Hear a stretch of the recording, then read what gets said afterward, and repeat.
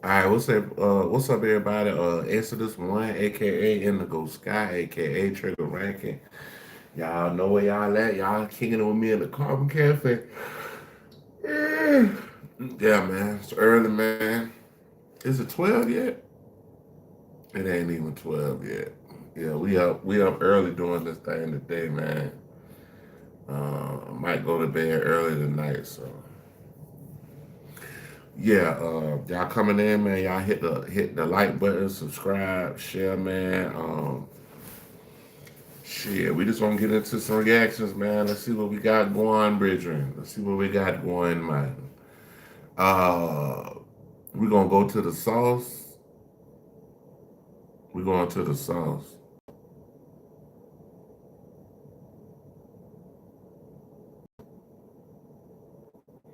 Let's see what they're talking about. Man, kid, you don't stand a chance. I'm not even gonna have to duct tape you. It's gonna be easy work. I told you was gonna get that work. No, this ain't. We already was seeing that already. Hold on, let me see what's new. Um,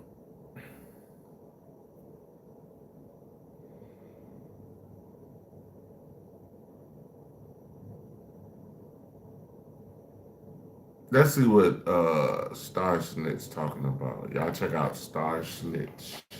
Lucky's best absorbing core versus 3Ps. Will it leak? 1P, 2Ps, 3Ps. Ta-da!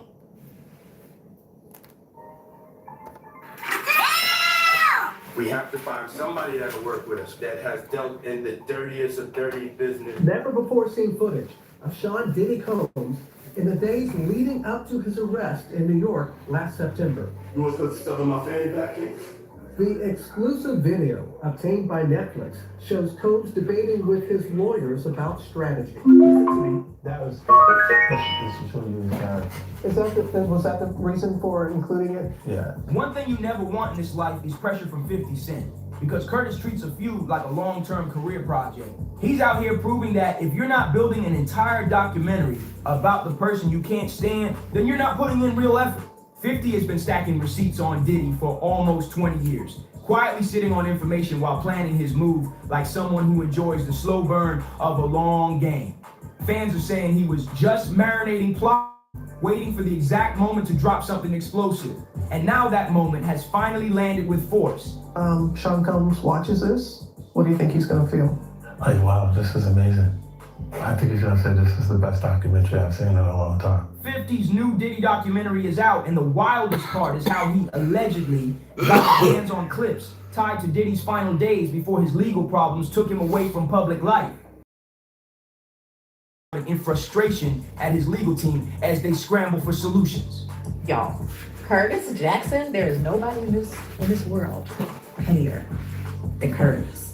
His lawyers rushed out a statement calling the entire documentary illegal, and they even attempted to push major platforms like Netflix to pull it down. Meanwhile, 50 is over here laughing like he planned this storyline years in advance, and he knows those Netflix checks stay loyal to him because controversy practically follows him around. Curtis understands the business of feuds better than anyone, and he turns every rivalry into a money-making machine without breaking a sweat. Some fans still joke that maybe Diddy shouldn't have invited 50 on that shopping trip back in the day, because ever since then, 50 has kept symbolic pressure on him non-stop. It's like he locked in and never took his foot off the gas. And the craziest thing, they asked him why you asked that man to take him shopping. He said, "I thought he needed some clothes." That's crazy. We have to find somebody that'll work with us that has dealt in the dirtiest of dirty business. We're losing. Listen to me. I'm gonna get off the phone right now, and I am gonna let you professionals look at the situation and come back to me with a solution. No matter what nobody said. Let's just here and there, y'all are not working together the right way. We're losing. Now, 50 Cent teamed up with director Alexandra Stapleton to create a 4-part documentary titled Sean Combs, The Reckoning. And this thing is packed with never-before-seen footage from the days leading up to Diddy's major legal trouble back in New York City in September 2024. The collaboration alone shocked people because nobody expected 50 to come out swinging with a full cinematic breakdown. The docuseries premiered on Netflix on December 2nd, and it includes exclusive clips of Diddy on the phone, reportedly arguing with his lawyers about strategy and demanding they bring in someone experienced with the messiest business situations imaginable. Viewers came away from those scenes feeling out ideas, switching approaches, and trying to fight situations.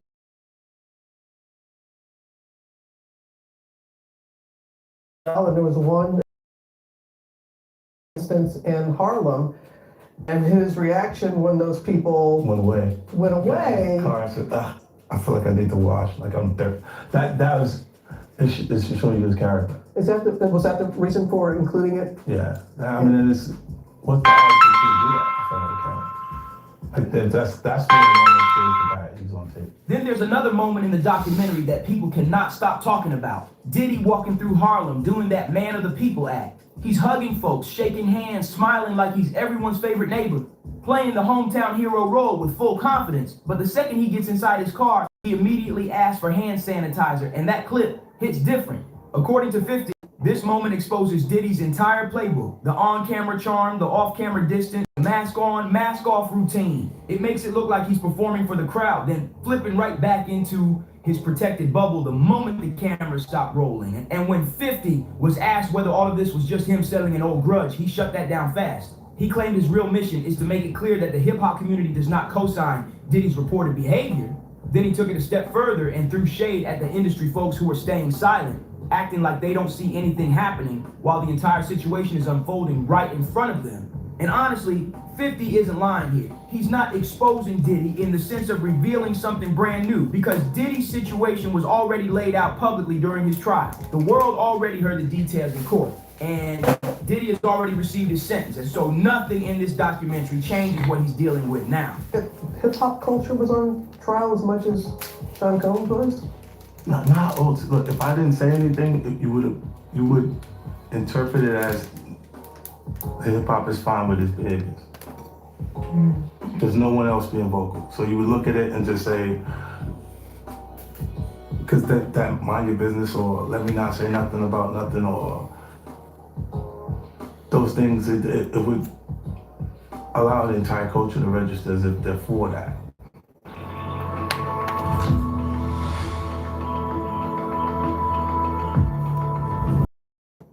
Culture to register as if they're for that. What 50 is exposing, though, is the industry's selective silence, and that part hits hard. His entire message is that when everyone pretends they didn't see anything, it creates the illusion that the hip-hop community is completely comfortable ignoring serious behavior that should never be ignored. That's the pressure point he's pushing, the refusal to speak up. People can say whatever they want about 50, that he's petty, dramatic, or loves stirring the pot, but he's never been tied to any disturbing misconduct allegations, and he's never been linked to inappropriate situations with younger individuals. That's why his voice in this moment lands with extra weight. Meanwhile, so many rappers and industry moguls who stayed close to Diddy for years are choosing absolute silence, and fans believe that silence makes them look compromised, afraid, or unwilling to distance themselves from situations that should have been addressed long ago. And let's be real, 50 can swear all day that this isn't personal, but everyone who knows his history knows that with him, it's always personal. He treats grudges like fine wine, storing them away, letting them mature, and bringing them back out only when they've reached maximum strength. Once you land on his bad side, there's no return ticket, and he makes that loud and clear every single time. So yes, this situation is absolutely personal for him, no doubt about it. But at the same time, he deserves credit for being one of the few people in the industry who called out Diddy's behavior long before anyone else had the courage to speak up. He was saying things when the room went silent and people laughed, brushed him off, or called him a hater.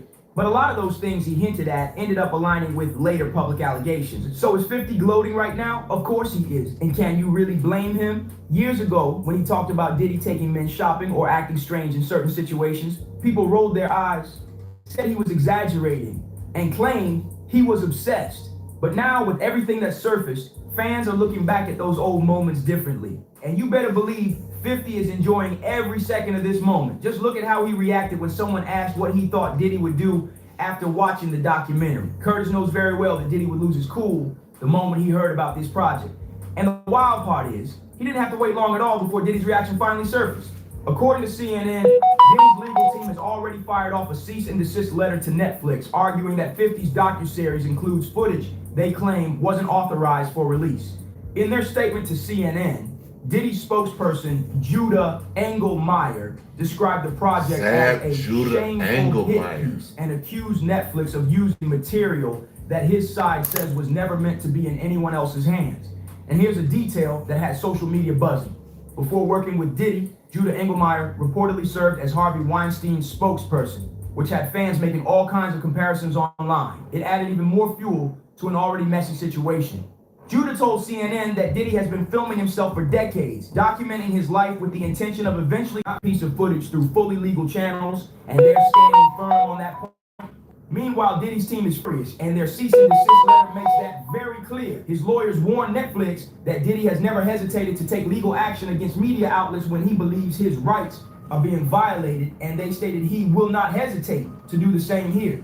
It was basically a legal warning shot fired with full intensity.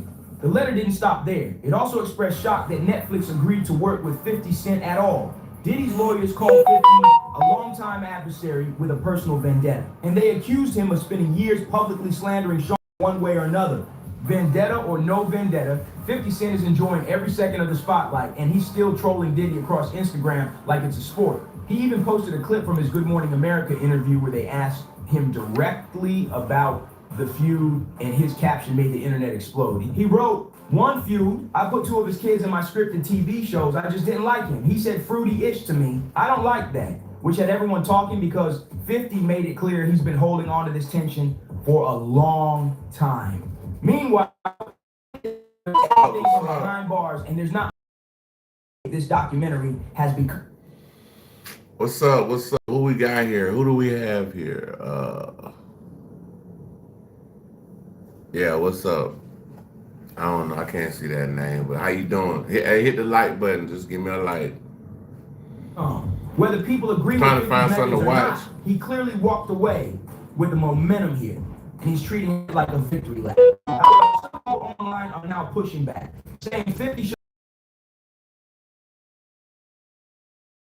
father discussed in a documentary like this might affect them. Yeah, I smoke. With fans arguing over whether 50. Go check out my last short.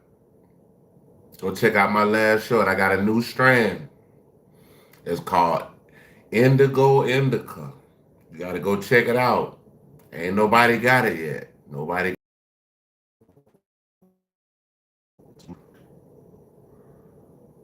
I can't even see what that is. When you do this, but they can't do a damn thing about it. This heater warms entirely in under 2 minutes.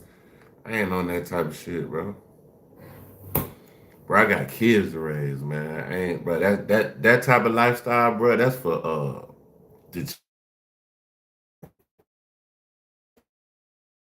they did nothing to you, did nothing to your immediate family, bro. Like, you know what I'm saying? Yeah, that's wild work, bro. Like, stay out the streets, man. Whatever you do, stay out the streets, man. Get your education, be creative, help the youth, the young people, the old people, the mentally ill, and the homeless. Help them out, bro.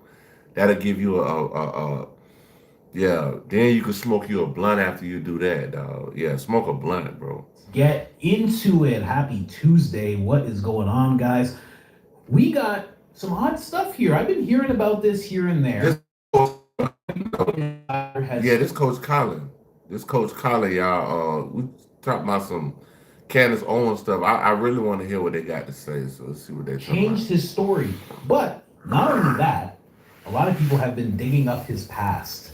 Okay, so we're gonna get into some stuff here. Right? Who we're talking about is the smartest man in this whole TPS Candace.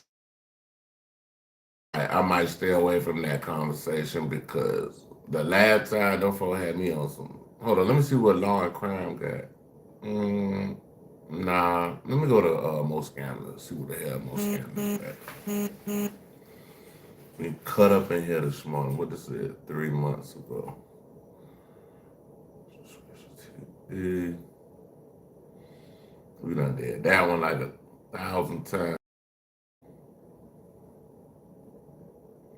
That right there, that's a wild one now.